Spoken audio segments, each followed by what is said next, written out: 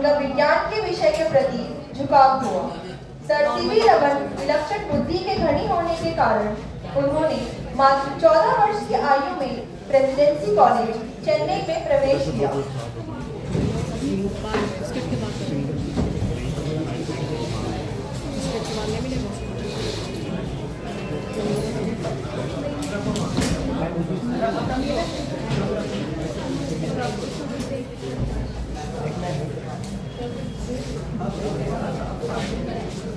ले लो, मैं चले जाओ।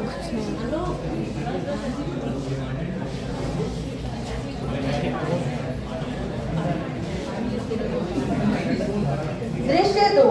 इस दृश्य में हम यह दर्शाना चाहते हैं कि किस तरह सर सीवी रमन की अध्यापिका उनकी विलक्षण बुद्धि को लेकर अचंभित हो जाती है।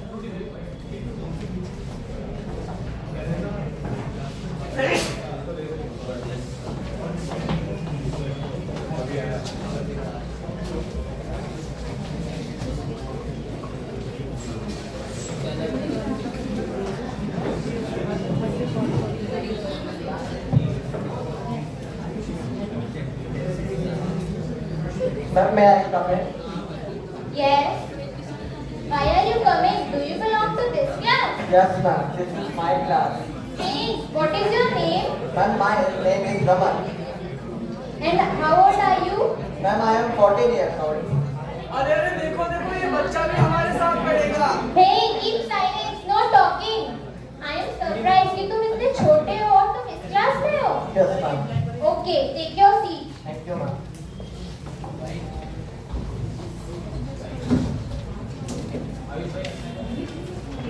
सर सीवी रमन ने 1907 में अपनी मास्टर्स की पढ़ाई को लेकर मद्रास विश्वविद्यालय में प्रवेश किया, जहां पर उनकी क्षमताओं से प्रभावित होकर उनकी प्रत्याशी ने उन्हें सलाह दी कि आप अपने विदेश जाकर आगे की पढ़ाई जारी रखें।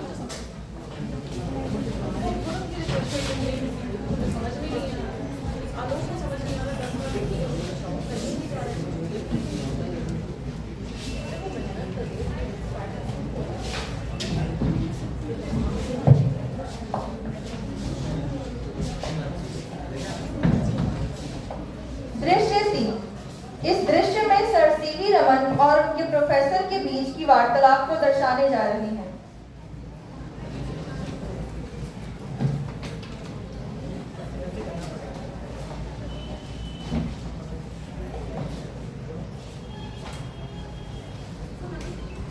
Ma'am, may I come in? आपने बुलाया? कैसे हो रमन? अच्छा। मैं तुम्हारी कैपेबिलिटी से बहुत प्रभावित हूँ। मैं तुम्हें एक सलाह देना चाहती हूँ कि तुम अपनी मास्टर्स की पढ़ाई के पश्चात अपनी आगे की पढ़ाई विदेश जाकर करो। मैम, मैं विदेश तो जाना चाहता हूँ, लेकिन मुझे वहाँ की यूनिवर्सिटीज के बारे में कुछ ज़्यादा पता नहीं। देखो रमन, विदेश में बहुत अच्छी अच्छी यूनिवर्सिटीज मौजूद हैं, जैसे कि ऑक्सफोर्ड यूनिवर्सिटी, कैम्ब्रिज यूनिवर्सिटी, जहाँ से तुम अपनी भौतिक विज्ञान की रिसर्च को जारी रख सकते हो। मैम, मुझे विदेश जाने के लिए क्या करना होगा? देखो रमन, ज्यादा कुछ नहीं, बस अपने पास के एक अस्पताल में जाकर तुम्हें अपना मेडिकल एग्जामिनेशन करवाना होगा।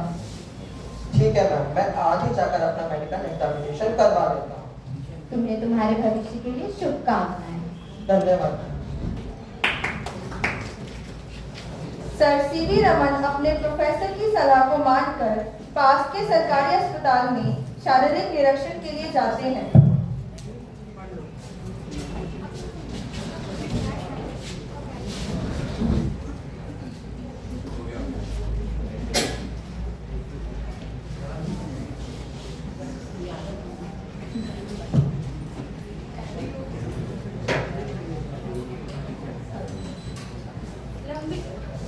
लंबी सांसें लीजिए, सांस छोड़िए, सांस लीजिए, सांस छोड़िए।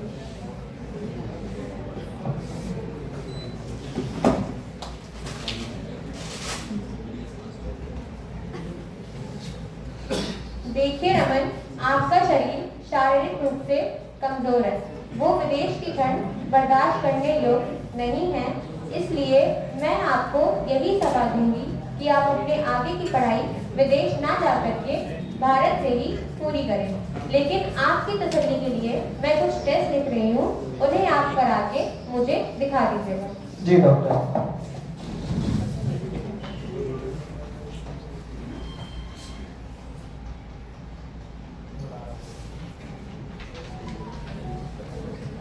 डॉक्टर के अंदर आ जाइए। क्या नाम है आपका? रमन। ये टेस्ट किस लिए करवाने हैं आपको? डॉक्टर मुझे विदेश जाना, अपनी आगे की पढ़ाई करनी है और उसके लिए मुझे अपना मेडिकल चेकअप करना है। आप यहाँ आ जाइए। जी डॉक्टर। अरे कितना कम वेट है आपका, कुछ खाते पीते नहीं हो क्या? खाता हूँ डॉक्टर। मतलब खाते हो पर शरीर को नहीं लगता, खाया पिया करो। जी डॉक्टर। चलिए थोड़े टाइम में आपकी रिपोर्ट मिल जाएगी। जी डॉक्टर।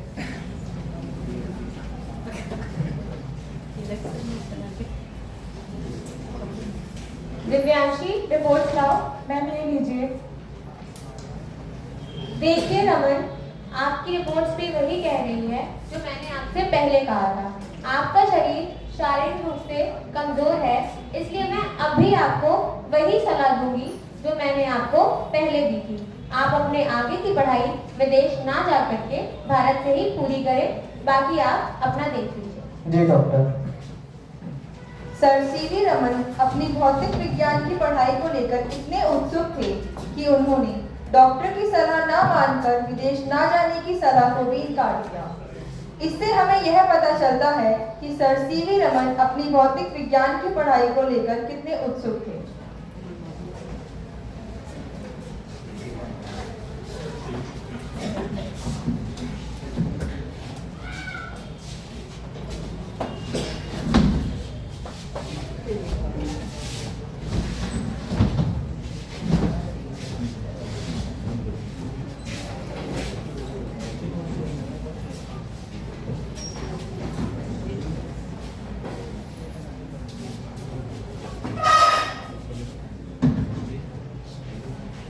अब अगला दृश्य में सर सीवी रमन और उनके पिताजी के मध्यम, जिसमें उनके पिताजी उनको भविष्य की सलाह देते हुए विचार विमर्श करते हुए तथा उनकी माता और भाई उन्हें समझाते हैं।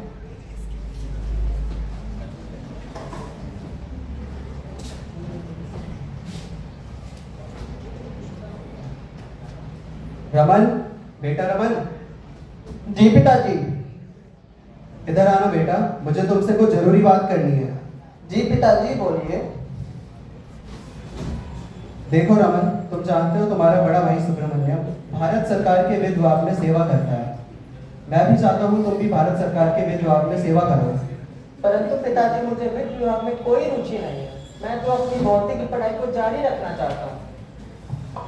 परंतु बेटा, तुम जानते हो ना, हमारे घर की आर्थिक स्थिति ठीक नहीं है और अगर तुम नौकरी नहीं करोगे तो हमारी स्थिति और ज्यादा बिगड़ जाएगी। परंतु माताजी। रमन, तुम समझते नहीं हो तुम्हारा नौकरी करना कितना जरूरी है, और यदि तुम नौकरी नहीं करोगे तो हमारे घर की आर्थिक स्थिति और ज्यादा बिगड़ जाएगी। बेटा, तो अपने पिताजी की बात मान लो, इसी में तुम्हारी भलाई है।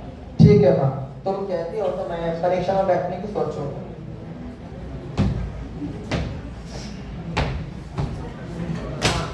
मैं थक गया, मुझे भी चाय चाहिए। ठीक है बेटा, अभी करें।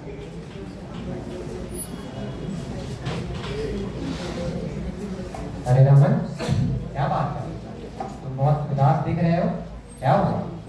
भैया, पिताजी चाहते हैं कि मैं भी आप ही की तरह वित्त विभाग में नौकरी करूं। परंतु रमन, यह तो बहुत अच्छी बात है। अगर तुम वित्त विभाग में नौकरी करोगे तो इससे हमारे घर की आर्थिक स्थिति भी ठीक होगी और अच्छा धन भी होगा। परंतु भैया, आप तो जानते हैं कि मुझे अपनी भौतिक की पढ़ाई को जारी रखना है। रहने दो सुब्रमण्यम, इसे समझाने का कोई फायदा नहीं है। इस पे तो बस भौतिक विद्या का भूत सवार है। पिताजी, आप शांत रहिए, मैं इसे समझाता हूँ। देखो रमन, मैं समझ सकता हूँ कि तुम्हें भौतिक विज्ञान के विषय में बेहद रुचि है, परंतु तुम तो जानते हो हमारे घर की आर्थिक स्थिति ठीक नहीं है। तो तुम नौकरी करो और अच्छा धन कमाओ। इससे माँ पिताजी भी खुश हो जाएंगे। देखो रमन, तुम ज्यादा सोचो मत, जाकर परीक्षा की तैयारी करो। ठीक है भैया। फिर पिताजी और भाई के समझाने के बाद सर सीवी रमन पूरी रात सोचते रहे, जिस वजह से उन्हें पूरी रात नींद नहीं आई। सर सीवी रमन ने 1907 में वित्त विभाग की परीक्षा दी और उसे प्रथम स्थान से पास कर लिया।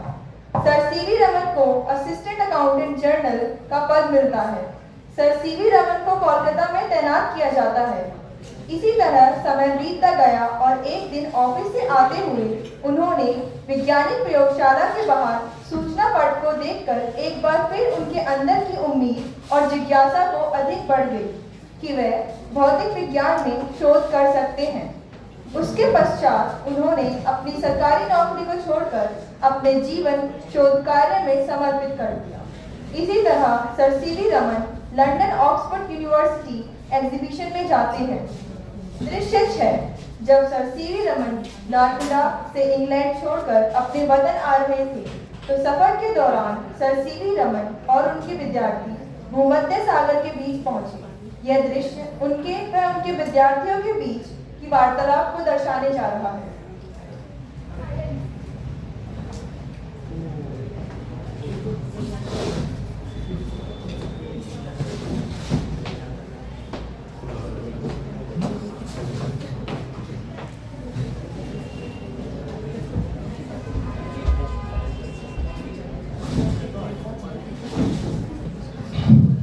विशाल, मेरा गला सूख रहा है, एक गिलास पानी दे दो।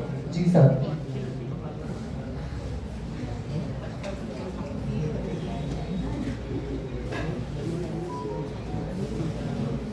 विशाल, मेरे दिमाग में सवाल आ रहा है, ये पानी बेरंग है या फिर ये पानी जिस गिलास में है उसका कोई रंग नहीं।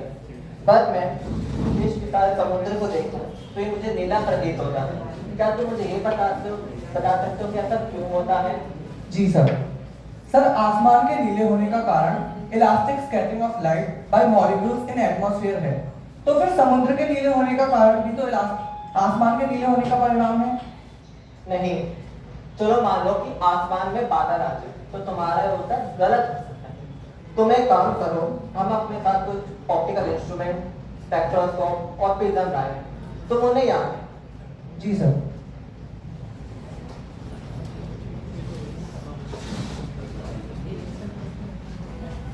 रमन और उनके विद्यार्थी समुद्री जहाज पर ही उपकरणों के प्रयोग करके समुद्र का रंग नीला क्यों है यह जानने का प्रयास करते हुए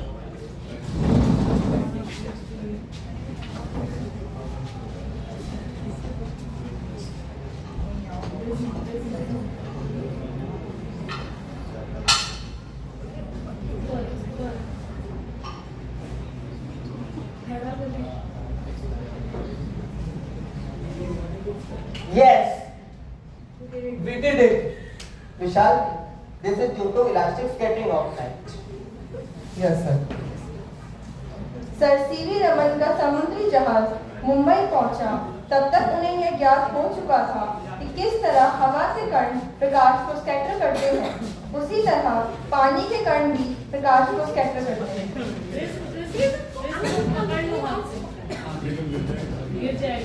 उन्हें इस शोध कार्य से इतनी प्रसिद्धि प्राप्त हुई कि उनको नोबेल प्राइज से भी सम्मानित किया गया।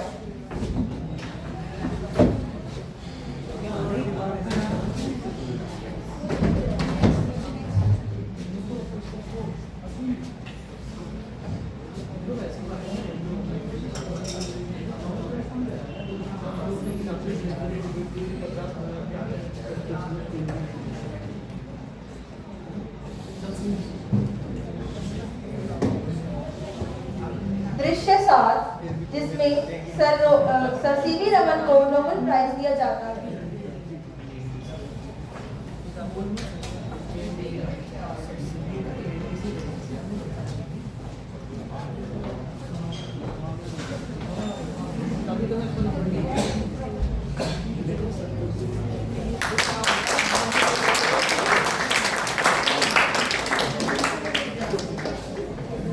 कुछ वर्षों के बाद उन्हें भारत के सर्वश्रेष्ठ नागरिक सम्मान भारत रत्न से भी सम्मानित किया जाता है।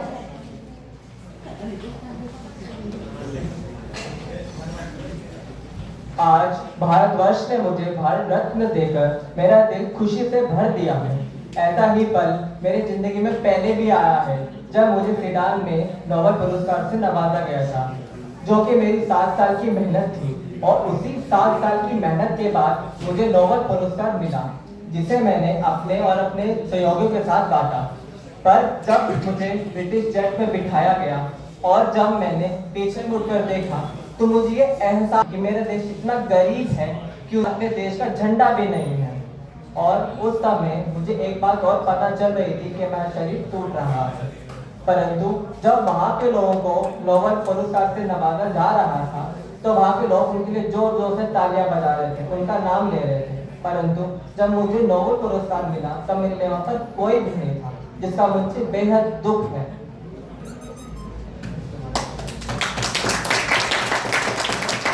इसी के साथ सर सीवी रमन की जीवन गाथा समाप्त होती है और अब मैं इस नाटक के सभी किरदारों को स्टेज पर आमंत्रित करना चाहूंगी कि वह अपना अपना परिचय दें।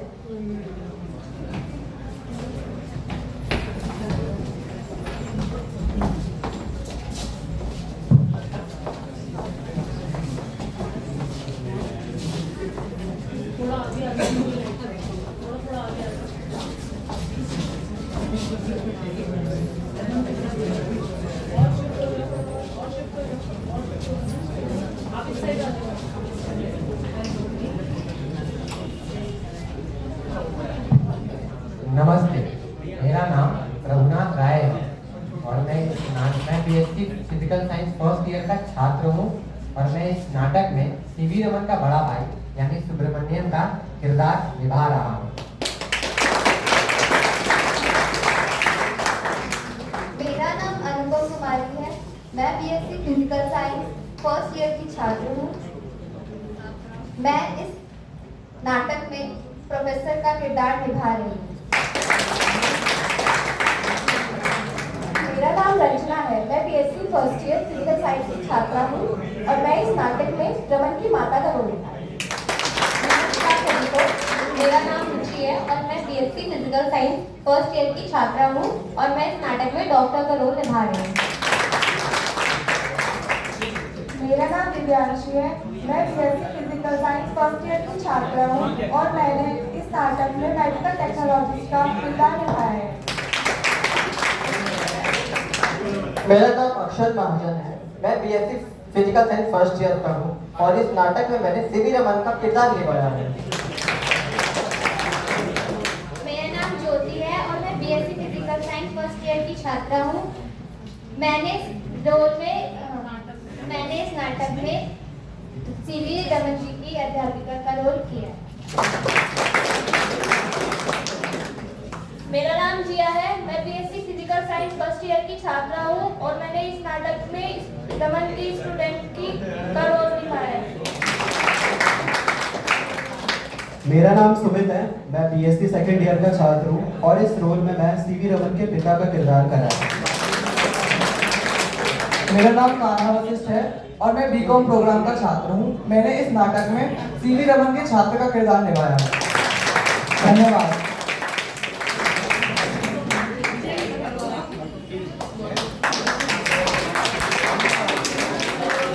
That was truly inspiring. Let us appreciate our talented performers. A huge round of applause.